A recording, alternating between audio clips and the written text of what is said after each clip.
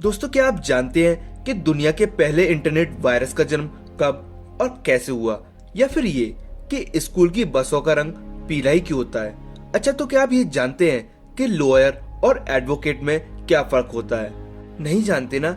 इसीलिए तो आते हैं हम, ताकि आपको इस दुनिया की सबसे खतरनाक और सबसे अमेजिंग जानकारी से रूबरू करा सकें। तो फिर देर किस बात की, बैठ जाइए और अपनी अपनी कमर पेटियां बांध लीजिए, क्योंकि हम चालू करने जा रहे हैं आज की अनोखी वीडियो का सफर।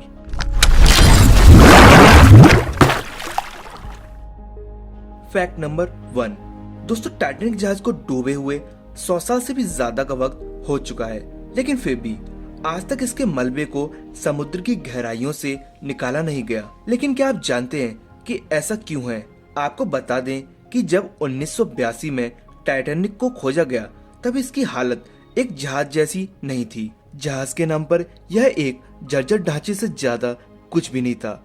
ऊपर से इस जहाज का 1,43,000 टन वजन, वो भी 350 मीटर की गहराई में। यह बिल्कुल चाय में ज्यादा समय से डूबे बिस्किट को बाहर निकालने जैसा था। चूँकि टाइटैनिक से सभी बेशकीमती चीजें निकाली गई थी, इसीलिए अब वह समुद्र में पड़े एक भंगार से ज्यादा कुछ भी नहीं है। इसे निकालने के प्लान्स तो कई बनाए गए, लेकिन बिलियंस ऑफ डॉलर का खर्चा कैसे वसूला जाए, इस चीज का उपाय न मिलने की वजह से सब फ्लॉप हो गया और आज भी टाइटैनिक यूं ही समुद्र की अनंत गहराइयों में दफन है। Fact number 2। दोस्तों, क्या आप एक लॉयर और एक एडवोकेट में फर्क जानते हैं, या आप कई लोगों की तरह इन्हें एक ही समझते हैं? तो आपको बता दूं कि इन दोनों में फर्क होता है। दोस्तों, लॉयर वो होता है जो या तो लॉ की पढ़ाई कर रहा हो या फिर उसके पास लॉ की एक डिग्री हो। उसका काम कानूनी मामलों में सलाह या मदद करना होता है। लेकिन एडवोकेट बनने के लिए उसे एक कदम आगे बढ़ना होता है, क्योंकि अभी उसको कोर्ट में केस लड़ने की परमिशन नहीं होती। लेकिन जब वह बार काउंसिल ऑफ इंडिया की परीक्षा पास करके रजिस्टर हो जाता है, उसके बाद वह केस लड़ सकता है और एडवोकेट कहलाता है। तो समझे कुछ, कानूनी सलाह तो आपको एक लॉयर भी दे सकता है, लेकिन केस लड़ने के लिए आपको एक एडवोकेट की मदद लेनी ही पड़ेगी। Fact number 3। दोस्तों, क्या आप जानते हैं कि स्कूल बसेस का रंग पीला ही क्यों होता है? नहीं जानते तो कोई बात नहीं। दरअसल स्कूल बसेस के पीले होने के पीछे एक सुरक्षा कारण है। ऐसा माना जाता है कि पीला रंग होने की वजह से बसेस को दूर से देखा जा सकता है। अपने इस रंग के चलते स्कूल बस बारिश, रात व कोहरे में भी आसानी से दिखाई दे जाती है। इसीलिए एक्सीडेंट का खतरा काफी कम हो जाता है और बच्चे भी सुरक्षित अपने घर पहुंच जाते हैं। और साथ ही आपको एक बात और बता दूं कि भारत ही नहीं बल्कि दुनिया की हर स्कूल बस का रंग पीला ही होता है। Fact number 4। दोस्तों, अगर आप थोड़ी सी भी टेक की जानकारी रखते हैं तो आपको पता होगा कि हर एक फोन का एक स्पेशल IMEI नंबर होता है। वैसे तो इस IMEI नंबर का पूरा नाम इंटरनेशनल मोबाइल इक्विपमेंट आइडेंटिटी होता है।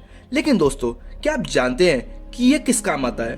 अगर नहीं भी जानते तो कोई बात नहीं, मैं आपको बता दूं कि IMEI किसी भी मोबाइल का एक आइडेंटिफिकेशन कोड होता है जो यूनिक होता है। मानो उस कोड का इस दुनिया में कोई और मोबाइल रजिस्टर नहीं होता।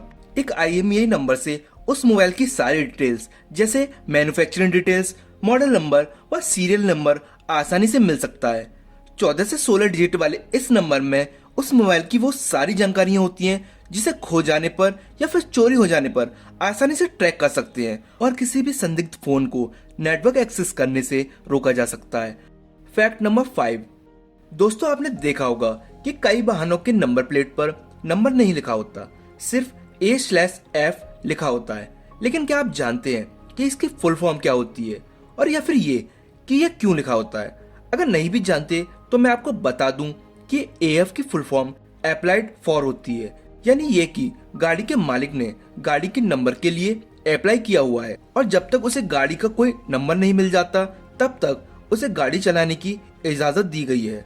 दोस्तों, आपको ये भी पता होना चाहिए कि गाड़ी नई हो या पुरानी, हर एक वाहन का मोटर व्हीकल एक्ट 1989 के तहत रजिस्ट्रेशन करवाना जरूरी होता है और बिना रजिस्ट्रेशन के गाड़ी चलाना गैर कानूनी है। जब कोई गाड़ी, चाहे वो 2 व्हीलर हो या फिर 4 व्हीलर, जब शोरूम से निकलती है तो उसे एक टेम्परेरी नंबर दिया जाता है और अगर उसे ये टेम्परेरी नंबर नहीं मिलता, उस स्थिति में उसे नंबर प्लेट पर AF लिखवाना पड़ता है। तो सीखा ना कुछ नया। अगर वीडियो अच्छी लग रही है तो वीडियो को एक लाइक दिए बिना कहीं मत जाइएगा। चलिए अब बात करते हैं अगले फैक्ट की, फैक्ट नंबर 6। दोस्तों अगर आप काफी समय से इंटरनेट से जुड़े हुए हैं तो निश्चित ही आपका पाला कंप्यूटर वायरसेस से पड़ा होगा। लेकिन दोस्तों क्या आप जानते हैं कि इस दुनिया का पहला कंप्यूटर वायरस पाकिस्तान के 2 भाइयों ने बनाया था, और वो भी गलती से। ये वो दौर था जब पाकिस्तान के साइबर हब कहे जाने वाले लाहौर शहर के वाशिद और फारूक ने कंप्यूटर की दुनिया को नया नया ही देखा था। साइबर कैफे में कोडिंग सीखने के बाद उन्होंने कुछ सॉफ्टवेयर्स बनाए जिन्हें वो काफी सस्ते दामों में बाजार में बेचने लगे। लेकिन दोस्तों सॉफ्टवेयर्स के खरीदने वाले उनकी फेक कॉपीज बनाकर बाजार में फ्री में बांटने लगे। इसके बाद उन्होंने फैसला किया कि सॉफ्टवेयर्स की पायरेसी को रोकने के लिए एक नया सॉफ्टवेयर बनाया जाए।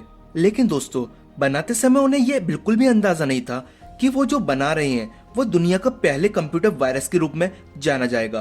दोस्तों इसका नाम रखा गया ब्रेन वायरस, और इसके बनने के बाद दोनों भाई इस वायरस को अपने सॉफ्टवेयर्स में डालकर देते थे, और जब भी कोई यूजर उनके सॉफ्टवेयर को गैरकानूनी तौर पर इस्तेमाल करता तो ये वायरस उनके कंप्यूटर में लोड हो जाता, और उसके बाद उसकी कंप्यूटर स्क्रीन पर इस कंपनी का नाम, उसका फोन नंबर और एड्रेस लिखा आ जाता। कुछ ही समय में ये वायरस यूरोप से लेकर अमेरिका के साथ साथ सारी दुनिया में पहुंच गया और लोगों के सिस्टम को इन्फेक्ट करने लगा। इससे पहले लोगों ने कंप्यूटर वायरस जैसी चीज के बारे में सुना भी नहीं था। इसके बाद इन दोनों भाइयों ने अपनी कंपनी का विस्तार किया, और आज ब्रेन टेलीकम्युनिकेशन पाकिस्तान में इंटरनेट और टेलीकॉम सर्विस प्रोवाइड करती है। तो है ना पहले कंप्यूटर वायरस का जन्म इंटरेस्टिंग। आगे आने वाले फैक्ट्स और भी इंटरेस्टिंग हैं, तो चलिए बात करते हैं फैक्ट नंबर 7 की। दोस्तों क्या आप जानते हैं कि गोल्ड और डायमंड दोनों ही कैरेट में खरीदे या बेचे जाते हैं, लेकिन क्या आप ये जानते हैं कि डायमंड का कैरेट और गोल्ड का कैरेट एक नहीं होता। तो दोस्तों जहां गोल्ड में कैरेट का मतलब सोने की प्योरिटी से होता है, वहीं दूसरी तरफ डायमंड में उसके वजन यानी वेट को दर्शाता है। जैसे कि आप गोल्ड की कोई ज्वेलरी लेने जाते हैं तो सुनार आपसे पूछता है कि कितने कैरेट की गोल्ड की ज्वेलरी आपको बनवानी है। इसमें उसके सवाल का मतलब होता है कि आपको ज्वेलरी में कितने % गोल्ड चाहिए। जैसे कि 24 कैरेट गोल्ड का मतलब होता है 100% और 23 कैरेट गोल्ड में होता है लगभग 95%। ऐसे ही आप इस चार्ट में देख सकते हैं कि कितने कैरेट गोल्ड की क्वालिटी कितनी है। अब बात करें डायमंड की, तो डायमंड में कैरेट उसकी क्वालिटी को नहीं बल्कि उसको वजन को दर्शाता है। एक डायमंड कैरेट का वजन लगभग ग्राम में 200 मिलीग्राम के लगभग होता है, और एक कैरेट को आगे 100 सेंट्स में बांट दिया जाता है। तो अगली बार अगर आपको कोई कंफ्यूज्ड मिले तो उसकी उलझन को सुलझा देना। Fact number 8। दोस्तों आपने ग्रेट वॉल ऑफ चाइना के बारे में तो खूब सुना होगा, खैर जायज भी है। 20,000 किलोमीटर से भी लंबी ये दुनिया की महानतम दीवार है और किसी अजूबे से भी कम नहीं है। लेकिन क्या आप ये जानते हैं कि दुनिया की दूसरी सबसे लंबी दीवार भारत में स्थित है? जी हाँ, ये दीवार है राजस्थान के गांव कुंभलगढ़ में, और इसका निर्माण 15वीं सदी में राणा कुंभल ने करवाया था। अरावली की चोटी पर बनी ये 26 किलोमीटर लंबी दीवार कुंभल किले को सुरक्षित रखने के लिए बनवाई गई थी। उदयपुर से लगभग 80 किलोमीटर की दूरी पर स्थित यह जगह कुंभलमेर के नाम से भी जानी जाती है। तो देखा कितना कुछ है जिसके बारे में आप नहीं जानते। Fact number 9। दोस्तों कुछ टाइम पहले ही फ्रेंच रेसिंग ड्राइवर पियर गास्ले इटालियन ग्रैंड प्री में फर्स्ट आए थे। आज एक फैक्ट इसी F1 कार रेस से जुड़ा हुआ है। क्या आप जानते हैं कि F1 कार्स में एक नहीं बल्कि 2 क्लच होते हैं? नहीं जानते? तो आइए जानते हैं कि ऐसा क्यों होता है और ये दोनों क्लच किस किस काम आते हैं। दरअसल इन स्पेशल कार्स में सब कुछ स्पेशल होता है। इसके इस कमाल के स्टीयरिंग व्हील को देखिए। इसके पीछे 2 क्लच पेडल्स होते हैं, जिनमें एक होता है मास्टर क्लच तो दूसरा होता है स्लेव क्लच। F1 रेसिंग में एक स्टैंडर्ड प्रैक्टिस है कि एक क्लच को प्रीसेट करके दूसरे क्लच को पूरी तरह एंगेज कर लेना होता है। मास्टर क्लच का प्रयोग ड्राइवर कार को रॉकेट की तरह लॉन्च करने के लिए करता है, और जब उसको लगता है कि कार को जरूरी एक्सेलरेशन मिल गया है तब वह गियर शिफ्टिंग के लिए स्लेव क्लच का प्रयोग करता है। Fact number 10। दोस्तों क्या आप जानते हैं कि अलग अलग कंपनीज के कॉल सेंटर से आपको फोन क्यों आता है और उनके पास आपका नंबर कैसे पहुंचता है। आप भी तो ये सोचते होंगे, तो आइए जानिए। कभी किसी वेबसाइट पर, तो कभी किसी शॉपिंग साइट पर, कभी किसी सोसाइटी की एंट्री पर, तो कभी किसी लकी ड्रॉ के लिए आप अपनी कॉन्टेक्ट डिटेल्स जाने अनजाने में दे ही देते हैं।